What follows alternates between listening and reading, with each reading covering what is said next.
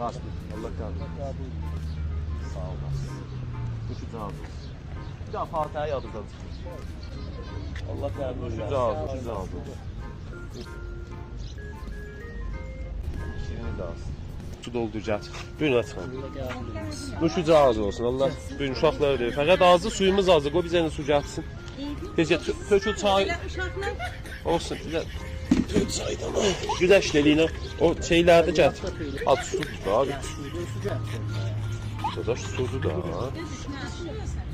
Sudu. Bak eysana yatsın. Dadaş ben ne işin var sen bununla bak. Ya təpik vur. Suyudan gətirsən. Bak ne olsun sudur hadi dərs suyudan gətirmişik nə eləmişik səni? Dərs suyudan su Hamısı mən indi özüm içdim də abi. Sen yiyeceksin. Sen yiyeceksin. Baba dur.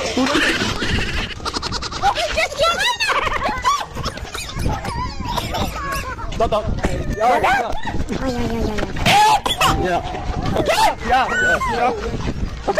Ya. Bir de ne bana ne olsun? Aga bir de icazə ver. Yo ehsaz abi özü de o suya.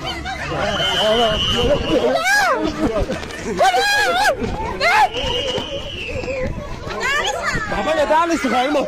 Ders şuradan da oldu da ama olsun. Uşaq qorxdu o bir şeyini. Buradan. Allah. Korkman ne kork.